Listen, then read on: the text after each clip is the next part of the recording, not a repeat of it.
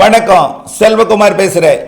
இது செல்வகுமாரின் உழவன் விவசாயிகளுக்கான வானிலை ஆய்வறிக்கை. அதிகாரப்பூர்வ வானிலை அறிக்கைக்கு இந்திய வானிலை ஆராய்ச்சித்துறை அறிக்கையை பார்க்கவும். 2025 ஜூலை 15 செவ்வாய்க்கிழமை மாலை ஆய்வறிக்கை. வங்கக்கடலில் உருவாகி இருக்கக்கூடிய காற்று சுழற்சி தெற்காந்திர கரையை நெருங்குகிறது. அதாவது வடக்கு ஒடிசாவின் கீழடுக்கு சுழற்சியாகவும் சாய்ந்த ஒரு சுழற்சியாக தமிழ்நாட்டின் வடகடலோரம் வரைக்கும் நீடிக்க போகிறது. இதன் காரணமாக காற்று சுழற்சியின் கட்டுப்பாட்டின் காரணமாக தென்மேற்கு பருவக்காற்று கேரளாவில் இருந்து தமிழ்நாட்டின் ஊடாக பயணித்து வங்கக்கடலை நோக்கி செல்ல இருக்கிறது. இன்று ஆங்காங்கே மழைப்பொழிவை கொடுத்து வருகிற நிலையில தற்பொழுது சென்னை தாம்பரத்துக்கு தெற்கே ஆங்காங்கே மழை, திருவள்ளூர் மாவட்டத்தில் ஆங்காங்கே மழை. தற்பொழுது திருவள்ளூர் மாவட்டம் திருவள்ளூரிலே கனமழை பொழிவை கொடுக்க தொடங்கி இருக்கிறது. இது திருவள்ளூரிலிருந்து அப்படியே பூந்தமல்லி மற்றும் வட சென்னை தென் திருவள்ளூர் மாவட்ட பகுதிகளுக்கு இன்றைக்கு முன்னிரவில் நல்ல மழை பொழிவை கொடுக்கும். நாளை தான் பரவலாகிறது. நாளை தான் இந்த காற்று சுழற்சியோட செட்டிங் நல்ல ஒரு சாதக அமைப்பை ஏற்படுத்த போகிறது. நாளையிலிருந்து 21ஆம் தேதி வரைக்கும் நல்ல ஒரு செட் ஆக போகிறது. நாளை எங்கெங்கெல்லாம் மழைப்பொழிவை தொடங்கும் அப்படின்னு பார்த்தீங்கன்னா, முதல்ல கேரளாவில் கனமழைங்க. இது வரைக்கும் தொடங்கலைன்னா கூட நாளை மதியத்திலிருந்து நல்ல மழைப்பொழிவை தொடங்க போகுது.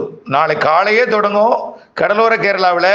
நாளை மதியத்திலிருந்து கடலோரம் மட்டுமல்ல, கேரளாவின் மலைப்பகுதிகளிலையும் மேற்கு தொடர்ச்சி மலையோட அணைகள் நீர்பிடிப்பு பகுதிகளிலையும் நீலகிரி, வால்பாறை, தேனி, கன்னியாகுமரி போன்ற பகுதிகளிலையும். இதுல பாத்தீங்கன்னா வால்பாறை மற்றும் நீலகிரி மாவட்ட பகுதிகளுக்கு நல்ல மழை தெரியுது. அப்படியே மதியத்துக்கு பிறகு அது சாரலாக உள்ளேயும் வந்து எட்டும். பிறகு படிப்படியாக வெப்பசலன மழைப்பொழிவாக தமிழ்நாட்டின் வங்கக்கடலோரம் வரைக்கும் வரப்போகிறது. நாளை மதியம் பார்த்தீங்கன்னா ஒரு 2:30 மணி 3 மணிக்கெல்லாம் பெங்களூரு, மைசூரு, கிருஷ்ணகிரி, தர்மபுரி, சேலம், நாமக்கல் மற்றும் சேலம் நாமக்கலுக்கெல்லாம் நாளை கனமழையே தெரியுது. சேலம், நாமக்கல், கரூர் மற்றும் திருச்சி, அப்படியே பார்த்தீங்கன்னா தெற்கே திண்டுக்கல் மாவட்டத்தில் ஆங்காங்கே, மதுரை மாவட்டத்தில், அப்படியே விருதுநகர் மற்றும் ராமநாதபுரம், சிவகங்கை, புதுக்கோட்டை, டெல்டா மாவட்டங்களுக்கெல்லாம் மாலை 4:30-5 மணிக்கெல்லாம் நல்ல மழை பொழிவை கொடுக்கும். கண்டிப்பா இரவுக்குள் நாளை டெல்டாவிற்கு நல்ல மழை இருக்கு. டெல்டாவை விட திருச்சி வடக்கே, அரியலூர், பெரம்பலூர், மயிலாடுதுறை, கடலூர் மற்றும் டெல்டாவின் வடக்கு பகுதின்னு சொல்லலாம். கும்பகோணத்துக்கு வடக்கே அணக்கரை மற்றும் மயிலாடுதுறை மாவட்ட பகுதி மற்றும் கடலூர் மாவட்ட பகுதி, அரியலூர், பெரம்பலூர் மற்றும் கடலூர், விழுப்புரம், கள்ளக்குறிச்சி, திருப்பத்தூர், வேலூர், ராணிப்பேட்டை, திருவண்ணாமலை, சென்னை, திருவள்ளூர், காஞ்சிபுரம், செங்கல்பட்டு, இதெல்லாம் நாளைக்கு நல்ல மழை தெரியுது. நள்ளிரவுக்குள் நாளை சென்னைக்கு கனமழை பொழிவை கொடுக்கும். மீண்டும் அறிவிக்கிறேன், கேரளாவில் நாளை கனமழை பொழிவு தொடங்குகிறது. வால்பாறைக்கும் நீலகிரிக்கும் இடைப்பட்ட பகுதியில் நல்ல மழை பொழிவு இருக்கு. நீலகிரிக்கும் வால்பாறைக்கும், அது அப்படியே பாலக்காட்டு கடவாய்க்கும் நாளை மாலை மழை பொழிவை கொடுக்கும்.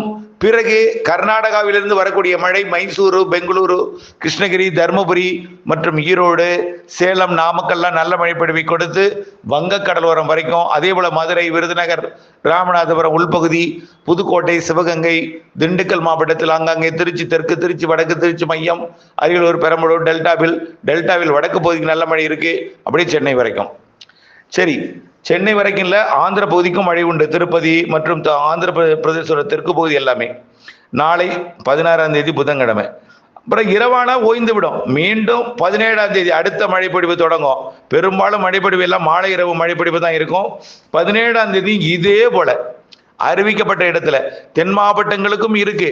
அது 16ஆம் தேதி வாய்ப்பா இருக்கு. 16 பெய்யலன்னா 17 பெய்யும். கண்டிப்பா தினசரி சென்னைக்கு மழை இருங்க. சென்னைக்கு வரக்கூடிய 22ஆம் தேதி வரைக்கும் மழை இல்லாத நாள் இருக்காது. பரவலான மழை திருவள்ளூர், சென்னை, செங்கல்பட்டு, காஞ்சிபுரத்திற்கு பரவலான மழை பொழிவு இருக்கிறது. சென்னையை ஒட்டியுள்ள ஆந்திர பிரதேசம், ஹைதராபாத், தெலுங்கானா வரைக்கும் நல்ல மழை பொழிவை கொடுக்க போகுது. 17ஆம் தேதி 18ஆம் தேதி எல்லாம் ஒட்டுமொத்த தென் மாநிலங்களுக்கே மழை என்று சொல்லும் அளவிற்கு மகாராஷ்டிராவிற்கு தெற்கே நல்ல மழை பொழிவை கொடுக்க போகுது. தெலுங்கானா, ஆந்திர பிரதேசம், தமிழ்நாடு, கேரளா, கர்நாடகா எல்லாமே. 18ஆம் தேதி வெள்ளிக்கிழமையும் அதே போல, வியாழன், அதாவது 16, 17, 18, 19 எல்லா நாளுமே.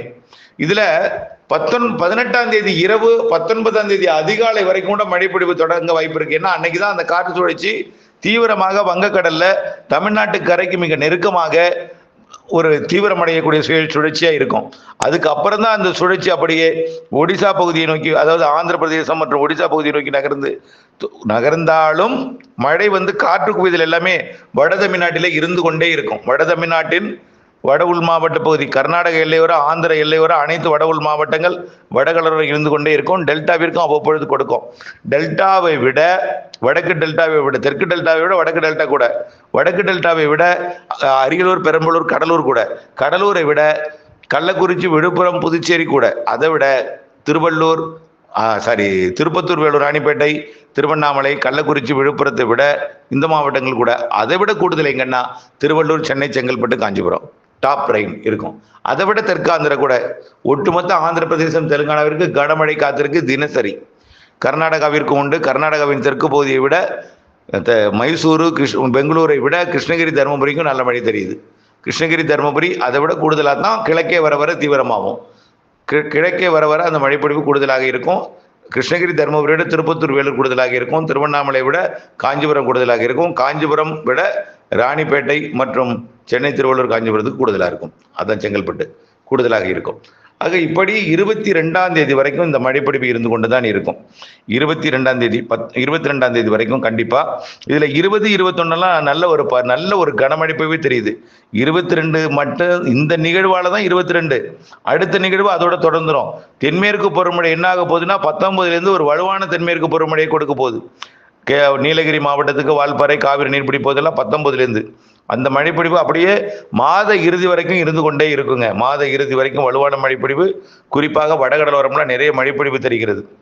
ஆகவே இன்றைக்கு மழை பெய்யாவிட்டாலும் ஒதுக்கினாலும் இப்படியே வெயில் மட்டும் அடித்து கொண்டிருக்கிறதே, இது பெய்யுமா பொய்க்குமா என்கின்ற குழப்பம் வேண்டவே வேண்டாம். நாளை இரவிலிருந்து படிப்படியாக பரவலாகிவிடும்.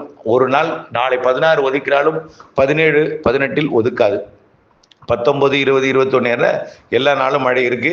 இதுல வடகடலோரம், வட உள் மாவட்டங்கள், ஆந்திர எல்லையோர மாவட்டங்கள், கர்நாடக எல்லையோர மாவட்டங்கள், தெற்கு கர்நாடகா, தெற்கு ஆந்திரா, கேரளா, மேற்கு தொடர்ச்சி மலையில மிகச்சிறப்பான மழை இருக்கு.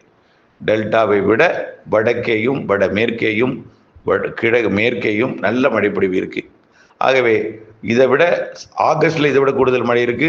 செப்டம்பர் 2வது வாரத்திலிருந்து தீவிரம்னு சொல்லிட்டே இருக்கோம். இதுல எந்த மாற்றமும் இருக்க வாய்ப்பில்லை. கொஞ்சம் கொஞ்சமாக தான் நிகழ்வுகள் தெற்கு நோக்கி வரும். பொறுத்திருந்து பாருங்கள். உங்கள் முழு நம்பிக்கை ஏற்படுத்தும். வானிலை எல்லாம் மாற்றத்தை கொடுத்து தலைகீழ் மாற்றமாகும். கண்டிப்பாக இது படிப்படியாக நாளுக்கு நாள் மாறும். அடுத்தடுத்த நிகழ்வு இன்னும் கூட மழைப்பொழிவோட அளவு கூடும். இதுல ஆகஸ்ட் விட செப்டம்பர் 2வது வாரத்திலிருந்து தான் மிகச்சிறப்பாக இருக்குன்னு நான் சொல்லிகிட்டே இருக்கேன். செப்டம்பர் 2வது வாரத்திலிருந்து அக்டோபர் 2வது வாரம் வரைக்கும் தென்மேற்கு பருவமழை இறுதிக்கட்ட ஒரு வலுவை கொடுத்து தான் பிறகு வடகிழக்கு பருவமழையாக திரும்பும். தொடர்ந்து வானிலை ஆய்விற்குள் இணைந்திருங்கள். திட்டமிட்ட பணி செய்திருங்கள். நன்றி.